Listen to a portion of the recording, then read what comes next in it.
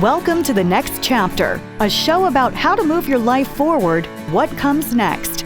I'm your host, Carrie Pena, co-founder of the Center for Positive Media. Hi, everyone. I'm Carrie Pena, and this is The Next Chapter. With me in studio is Ron Blake, artist, writer, and sexual violence survivor. Thank you so much for being here. Carrie, thank you for having me. I appreciate it. You have quite a traumatic story. Part of this show is about talking how you have, gone through what you've gone through and where you are today and what's next. How we empower ourselves to walk through difficulties. I think it's important to start with what happened to you and what framed your journey. Right. And it'll seem sad, and it is sad for some people. And I tell people, feel any emotion you want as I share this story. But my hope is, as I go on, you're going to see the positive sides of this. And again, the what's next. But it began, this was almost a decade ago in downtown Phoenix. I was asleep. I was home in my loft that night, but I was sick. And 3 men came in on that night. I was stripped naked. I was held down. I was raped. I was beaten. They nearly killed me that night. And I struggled, obviously, badly with what they were doing to me that night, but I was able to make a 911 call despite all of that. And when the police arrived, sadly, they categorically dismissed it as just a misunderstanding with a bunch of guys. Why? Later on, the police would tell me, my commander and lieutenant met with me in a formal meeting and said it was clear their officers treated me differently because they had LGBT bias. And they said for that they were sorry, which it's tough because you can't go back and make an arrest. In some cases, you've lost that opportunity to gather the physical evidence, but there was still a lot of evidence. The dispatcher heard it. She gave an account of what she heard when it was happening live.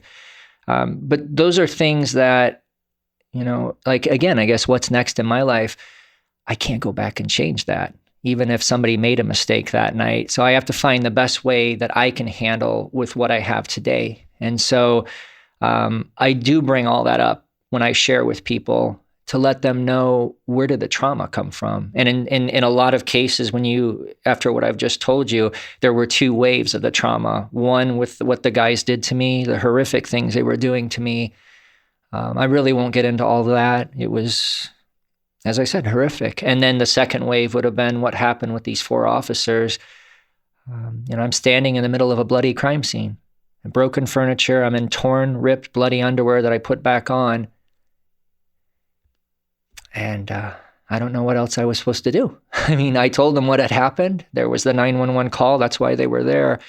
So that gives maybe people a better understanding as to where the PTSD that for a couple years was undiagnosed with me. And I struggled really badly alone, because who do you talk to? I started doubting it all happened. And that's what happens. It's called dissociative amnesia, the doctors told me, is where I knew what happened. It was just fragmented all over my brain.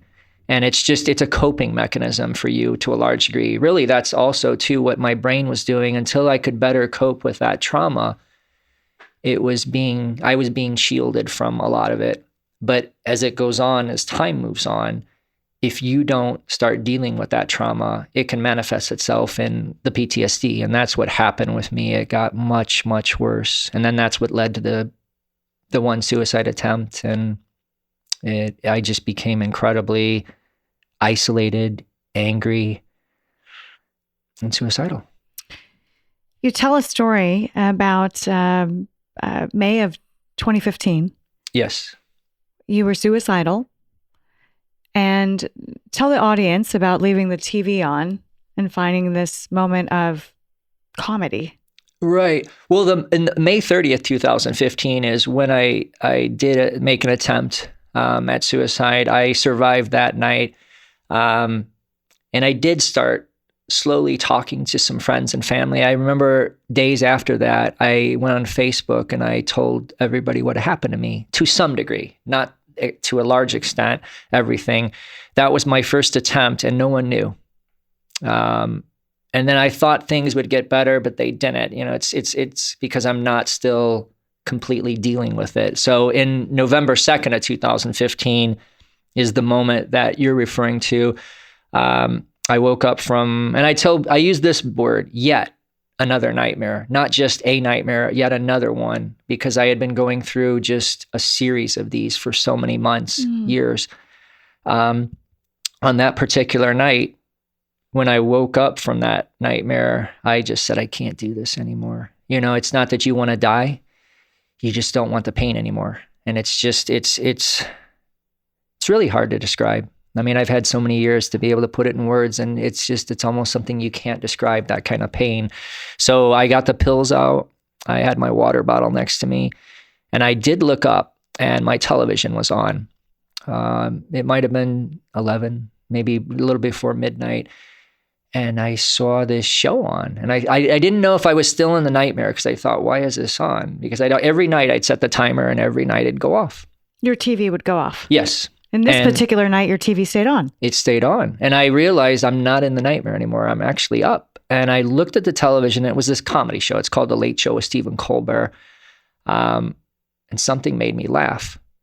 And I remember I paused the show, and I thought, there's still something good in me.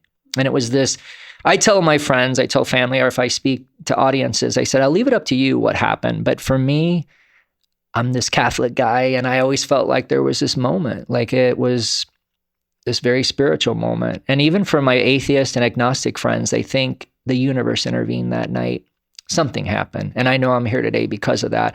And so that began this, what we'll probably share, this, I guess that night I was in some ways not saying this directly, but it was like, what's next?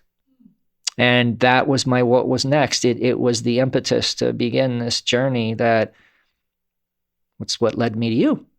It's your next chapter. So you go to sleep, or you lay down that night thinking, I don't know if I could take any of this anymore.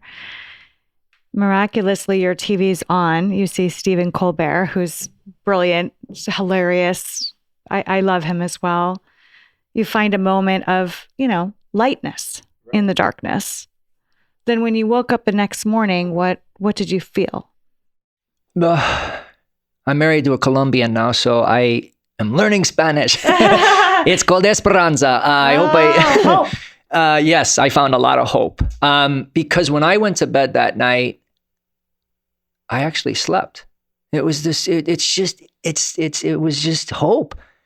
And when I woke up that next morning, it was like I had this next chance. Like, what do I do now? I had this great moment. I saw myself being on this show and talking to this guy that has this late show and telling him my story. So I decided, and then when I ended up doing this TEDx talk, I explained in it that what was next. I said, that day I had my breakfast, and I thought, well, you're alive, keep going. So I went to the Staples store in Central Phoenix. I got some paper. I needed paper for the printer. And I happened to be walking around. I thought, how am I going to get on this show? Like, what did that moment mean? What was I supposed to do? So as I'm walking around the Staples store, I passed by these giant foam boards. They're like 3 feet by 4 feet. They're white. And I stood in front of them. And I remember a woman came up to me and she said, "Sir, can I help you?" And I said, "Do you have more of these in the back?" And I pointed to all these boards. And she said, "Let me go check." And she went around the corner. And then she popped her head around and said, "How many do you want?" And I remember thinking, I never said I wanted any. I was just curious, like, does she have 20 of these, 50 of these? And I said, "I'll take everything you got." And that was the moment. Like, the people say, was there an aha moment? It was that. I felt like, oh my God. And I got like goosebumps right now. I know you can't see that on a radio show, but, and I just said, this is what I'm supposed to do. I'm supposed to get these giant boards. And I had this idea in Staples, like, oh my gosh, I'll get Sharpie markers, I'll meet strangers, and I'll tell them I want to get on the Late Show, and my name is Blake, and that would be it. And that was how the whole idea started, that I would get out of the house every day. I would have this goal, is for 4 to 8 hours, I'd get out, I'd learn how to talk to people, again, because I had isolated so badly, and I would learn to talk about the trauma. And that was it. And I just thought, gosh, everybody will sign their name or put, bon chance, good luck, buena suerte. They'll put something on there. And then that's, I guess, what's next will sort of shock people. It shocked me in a good way. So for those who are listening and can't see right now, we have some of your big whiteboards behind us, and you've been traveling across the country. And when you go up to talk to people, what do you say to them? At first, I was so nervous. Always, I'm nervous. Like, I mean, it's one of those things where you're talking to a stranger, and there might not be. People ask you, like, what are some of the greatest fears in your life? Public speaking. And truly, when you go up to a stranger, it's public speaking because you're going up, you're publicly engaging with this person. But I would tell them, I would carry these giant boards, and on the top it says Blake Late Show. And it gave me like an intro, like, hey, my name is Blake, and I'm trying to get on the Late Show with Stephen Colbert. Can I share my story with you? And a lot of people, predominantly almost everybody, would say, well, I'm curious. Why are you trying to get on the show? And it opens up a dialogue. And it gave me that chance to share, hey, I went through this trauma, and this is what happened. And then this is what happened on that night, that suicidal night, with that moment of hope. And then it opened up this dialogue. People said, you know what? Yeah, I'd love to sign your board. And then people would say to me, can I put more than just my name? And I said, it's your board. You're free to do whatever you want. And then that's where the art came in. Art professors at ASU told me it's called social practice artwork, where people, the medium of this art is the social engagement you have with people. And now I've had social engagement with 32,095 strangers. Are you surprised at how people open up to you? You walk up to someone, blank canvas, sitting in a coffee shop or wherever, and you're telling them about a deep, dark moment in your life. It's hard, to think about everyone receiving that and then wanting to be open themselves. Are you surprised at the engagement you've had and the vulnerability you've been able to crack into? Yeah. I mean, Carrie, yes. In a quick word, yes. I didn't know how I'd be received, but I knew. And I think that was the power of the moment I had on that suicidal night, that it gave me the courage to do things I never thought I could do. And so I guess when you go through it, you see life differently. And so I instead of seeing the impossible, I thought, I can do this, like the possible that I could do. And so when I do go up to people and they become vulnerable with me, it is surprising, but I don't force them to do anything they don't want to do. If they don't want to sign a board, they don't even have to listen to me. I could say, hey, I'm Blake, I'm trying to get on the Late Show. And they could say, I'm not interested. Okay. And then I had this drive to say, but I'm going to keep going. It's this journey that I'm supposed to be on. And a lot of psychologists, when they talked with me about this, they asked what you did, Carrie. Like, what are you saying to these people? Why are they signing these? And they said, these are strangers. And I said, I know they are. And they said, well, that's why they're interacting with you and telling you so much, because we tend not to talk to the people closest in our life about the bad things that happen, because in a lot of ways it may sound contraindicated, but we're afraid we're going to get judged by the people closest to us. So we keep quiet. And this is what these psychologists told me. And they said, but you're a complete stranger. And that's why a lot of people open up to like counselors, because they're strangers. Yes, they're professional, but they're strangers and they're a little distant from you. So they're going to take it and not have this judgmental attitude. And they said that's why they're so vulnerable. And it's incredible what people have shared with me. Like, wow. So like you, Carrie, like allowing me to share with you and everyone that listens to your podcast, you're giving me a chance to give a voice to these 32,095 people, because in a lot of ways,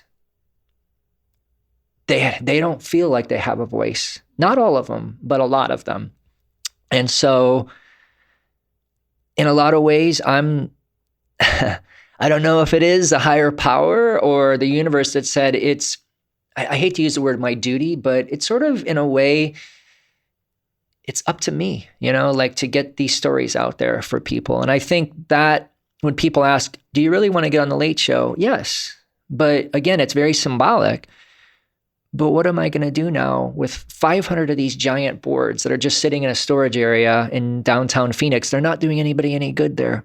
And that's what I want to do. I want to get these out. I want to share them. You're allowing me to share. I mean, we're visually, they're not being able to see your listeners, but there's something more. And I guess that's what's next. So if we were to create an art installation with all of those boards, and people came in and walked through and read and observed and just sat for a moment quietly looking at your boards, what would you want people to take away from that? Anything they want. I think that's the beauty of art, is that it allows you to see, to feel, all your five senses. It's up to you. And I think that when you set an installation, people ask me, what do you want to see? Well, yeah, I mean, obviously I want to get on the Late Show and fulfill that goal. But I want to have like a public, a permanent exhibit, an installation where people can come in, and not only the boards where they can see these stories and these messages in 94 languages, but I've taken photos with, we think it's hard to estimate, but it's about 4,500 people have jumped in photos with me where we hold the boards up. So you get to see, and that's why I brought this in, just to show you guys here in the studio. You can see some of the people I've met. It's absolutely incredible. And then I wanted to blow these pictures up and put them in the exhibit so that people can see who was signing these boards. It's about trauma recovery. Right. And I think that is the beauty, that, for people, there is something beyond the trauma. When you're in it, I mean, I compare it to like the people that went through Hurricane Katrina, Maria in Puerto Rico. Like when you're going through it, and I met people that have been through these disasters and they've signed these boards. They said, all you feel is that there's nothing except for the trauma. And then it's after the trauma that you start realizing that there can be more. But it helps when you have other people that have been through traumatic moments to guide you. And I think that's the beauty of all these boards, is that if somebody sat in the middle of one of these installations with all of this and all the photos, you feel like that's what's beyond. That's what's next in your life, that you're going to see this. And I feel like I have 32,095 Hallmark cards. I told the reporter that one time, and I think it was a speech I was giving, and I said, when I get really sad some days and struggle, I go back and look at my Hallmark cards. And that people, just because they came into my life 5 or 6 years ago, they'll never leave me because they've left an indelible mark on these boards and in my corazon, in my heart. So that's what guides me still to this day. What is your next chapter? Well, ultimately to get on the show and to realize that symbolic goal, but then to create a permanent exhibit and to in a lot of ways, Carrie, in some ways I leave that open, like the next chapter. Beyond those two things, I leave a lot of it open because I think that's why we struggle so much with trauma, is because our lives are dictated by so much structure. And we feel like we're supposed to know like everything that's supposed to come next. But the beautiful part is it's really up to you. What is next is probably the greatest thing I could tell people, is they have to have this hope. And for me to have hope allows you to know that anything that's next you can do. And to some people, they may say, oh my gosh, this guy sounds like Dr. Phil. Like, this is so cliche. But you truly have to break it down into those like simplistic moments. And that's what I see, is it's in the beauty of the simplicity. I mean, the simplicity was all these people took time to listen to me, and they've changed me. So that's what I say is next, is just take it a step at a time and know that you can do that. If I've gotten through all of this so far and created all this art with all these people, the what's next will take care of itself for me. I truly believe that. So beautiful. Thank you so much for sharing your journey with us. And I'm going to tag Stephen Colbert, and I hope maybe I can get his attention because he's brilliant. And I think that, just to see you be able to achieve that goal. But beyond that, what you're doing to connect with tens of thousands of people, whether you get on his show or not, surely that is something that you've achieved that is very meaningful. Yeah, and I'll get criticized at time, but in life, everybody's going to criticize somebody for something. But I've had numerous people say, do you think it was really the best use of your time? 18,000 hours, I think now, to get on a TV show for 5 minutes, and you still haven't gotten on. I'm here today. And so I look at people and say, if that moment wouldn't have happened, I wouldn't be here today. So is 18,000 hours worth having me here? Yes, I think it is. And it's, I have no regrets of how I spent my time. None. I'm really proud of what I've done. And you're working towards something. Right. And I've grabbed a moment. And I think that's the thing is like, sometimes you have to just know you're never going to please everybody. It's easier said than done, but, no, 18,000 hours and going to get on a show for 5 minutes. To me, it's just beautiful. And if I have to spend another 18,000 hours, I'll do it because I'm meeting people along the way. Mm. And I think that's one of the greatest things in life is I wasn't meeting anybody back in the day. Mm. And today, wow. Like even as I'm sitting here talking to you right now, it's just, wow. It's hard to believe. It strikes me that it's maybe more about the journey than the end. Stephen Colbert, that's, something if that happens, but the journey. Right. And the important part one of the books I love, it's called The Alchemist. I don't know if you've ever heard it. It's some guy from Brazil. He's going to get mad at me and say, don't you know, I think Paulo Cohen or something. But that book was given, a bunch of people on the journey, Carrie kept saying to me, your journey reminds, and it's like what you're saying. Yes, you have this destination, but it's this journey. And they said, it reminds me of this book. And finally, Songbird Coffee, it was right in downtown by where I lived for so many years, while I do this journey. And this woman said, I'm going to leave with the barista, Matt. I'm going to leave this book for you, The Alchemist. I said, great. So I went in there and like clockwork, it was like a day or two later, Matt said, oh, she left it for you. Aww. And she put like a little thing in there and I read it and it's what you said. It's this journey. And yes, you do have this destination. You do have this goal, but oh my gosh, now I know like what everybody was talking about when they said, Blake, you're on this big journey, enjoy it. And so I do. I still struggle. We shared it before we started recording today. I said, I'm going to start my 9th round of physical therapy. All these years later, I'm in my 9th round of physical therapy from what these guys did. Maybe I shouldn't say that, but I'm $110,000 in debt. But sadly, people will look at that and won't ask me, am I happy?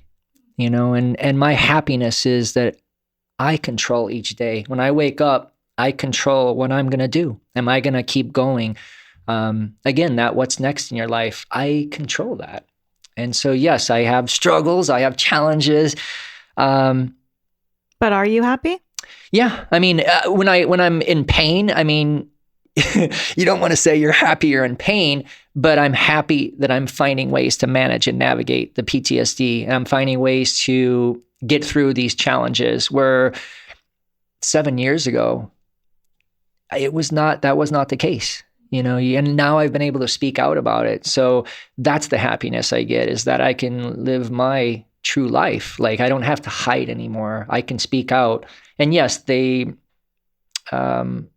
some of these perpetrators have come after me. They don't like that I speak out in physical ways. They've come after me, threatened me verbally, in writing. But still, the happiness is that I can find a way to keep going and keep moving forward and know that I have a whole bunch of support from organizations that stand behind me. And yeah, it's sort of cool too. And like you said, on this journey, I got to throw out the first pitch at a Diamondbacks game. I mean, that's pretty cool. My buddies said to me I grew up in the Chicago area, they said, you got to throw out a first pitch at a game? They said, that is so cool. And it was because of this journey that somebody heard about what I was doing And so those are the true moments of happiness, those interactions that you make and the things that come from those interactions. So again, I don't want to, if people, as they're listening, I don't want them to think that I'm not, I'm not taking seriously the pain that I'm in, but you can still be happy and know like you can get through that pain and with the hope that you have and with the people around you.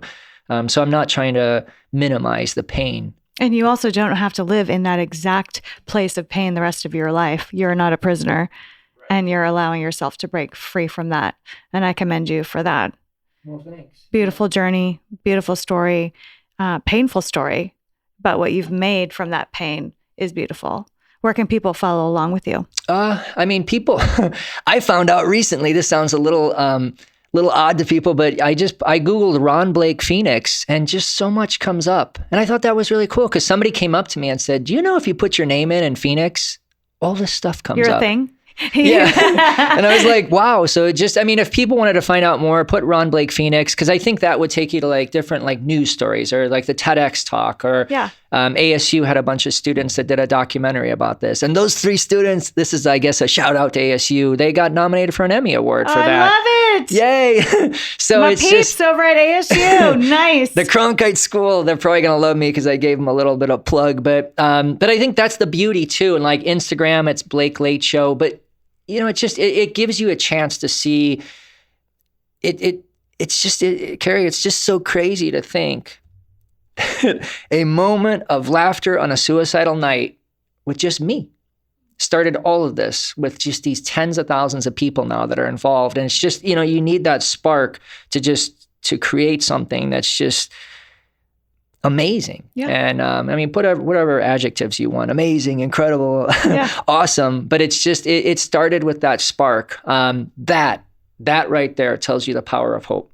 That's right. Incredible. And laughter. Yes. Thank you. I forget about that. Yeah. Laughter. Oh, and last thing, if I'm going too long, let me know. But, people will say to me, reporters have asked this a lot, or if when I go to speak, people will raise their hand. They're like, hey, Blake, what was the joke that made you laugh that night? Oh, that's a good question. Thank you to those reporters because I didn't think to ask that. Yes. So brilliant. Well, and this is, maybe I'll disappoint you, but just temporarily disappoint you. I don't know. And people will then ask, how is it you don't know the joke that made you laugh, the most important moment of your life? And I say to people, I'll say now, then you're missing the point of what was so important about that night. It wasn't about what was coming into me that was important. It was what was leaving me. I realized I could still laugh. And that was so powerful. It was just what was coming out of me was just this incredible moment. And I felt like I'm not done yet. Because there's still something inside me that is just so powerful. A moment of laughter on a suicidal night. So that is why I'll never remember the joke because I was focused more on what was leaving me. And it was, it's just so powerful. So. Thank you so much. Thank you for letting me share. And we'll follow along. And, I'm praying that you get where you want to be. But what a journey. It's been a heck of a journey and it still keeps going. Ron, thank you so very much. And thanks to all of you for watching and listening. I'm Carrie Pena. This is The Next Chapter.